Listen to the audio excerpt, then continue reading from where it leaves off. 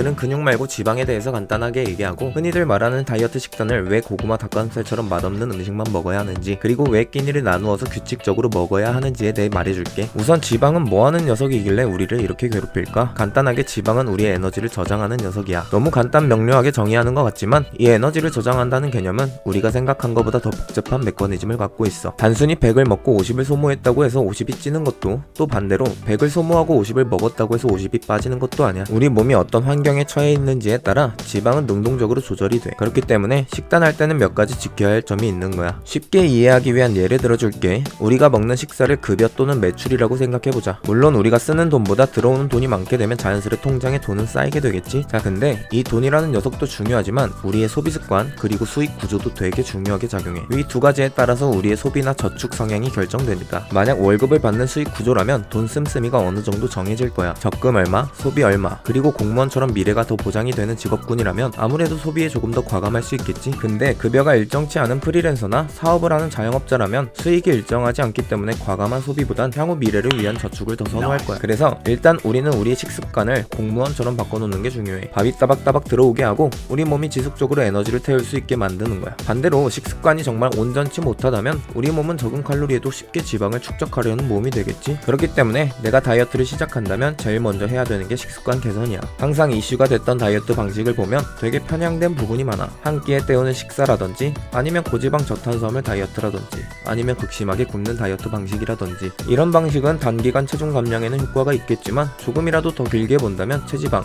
즉 우리의 배에 살고 있는 착한 마인부를 없애는데 더 불리하게 작용해. 그러니까 조금 귀찮더라도 3-4끼 정도는 꾸준히 챙겨 먹을 수 있는 식단을 꾸리고 매 끼니에는 탄수화물이 포함되게 구성하는 게 좋아. 이유는 조금 이따 설명하고, 자, 그 다음으로 칼로리도 되게 중요하지만 식단에 포함된 탄수화물이 어떤 탄수화물인지도 되게 중요하다고 할 수 있어. 이걸 알기 위해선 GI 지수랑 인슐린의 개념을 알고 가야 돼. 어려운 단어 나왔다고 쫄지 말고. 우선 인슐린은 많이 들어봤지? 혈액 내의 당이 높아지면 그 당을 낮추기 위해 나오는 호르몬이야. 그리고 GI 지수는 내가 먹은 탄수화물이 인슐린을 얼마나 분비시키냐에 대한 척도라고 생각하면 돼. 그럼 이 인슐린은 혈당을 어떻게 낮출까? 인슐린은 혈액에 흐르는 탄수화물들을 근육의 에너지로 저장시키기도 하지만 지방으로 전환시켜 혈당을 낮춰주는 역할도 해. 그래서 이 GI 지수가 높은 음식을 먹게 되면 체지방이 더 쌓이기 쉬운 상황이 오는 거지. 이러하다 보니까 예전 다이어트가 한창 열풍일 땐 식품 표기에 GI 지수로 홍보하던 적도 있었던 거고, 이제 똑같은 탄수화물이라고 하더라도 초콜릿이나 설탕이 많이 들어간 음식 등이 기피되고 주로 잡곡이나 고구마, 단호박 등이 선호되는 이유를 알겠지? 자, 근데 아까 내가 꼭 탄수화물이 포함된 식사를 하라고 얘기했잖아. 그건 우리 몸은 공복이 길어지면 혈당이 더더욱 낮아지게 돼. 그러면 우리가 먹는 탄수화물이 더 빠르게 흡수가 되는데 이 과정에서 인슐린 분비가 더 많아지고, 그러다 보면 결론적으로 자연스레 지방이 더 잘 축적되는 몸이 돼버리겠지. 마지막으로 식단 구성에서 단백질 섭취를 알려줄게. 이 녀석은 우리 몸의 구성 성분으로 제일 많이 쓰이기도 하고 지방으로도 쉽게 변하지 못하는 녀석이기 때문에 다이어트 할 때 있어서는 굉장히 유리한 영양소야. 근데 삼겹살, 목살, 등심에도 들어있는 게 단백질인데 왜 그 맛없고 퍽퍽한 닭가슴살이나 계란 흰자 같은 걸 먹어야 될까? 자,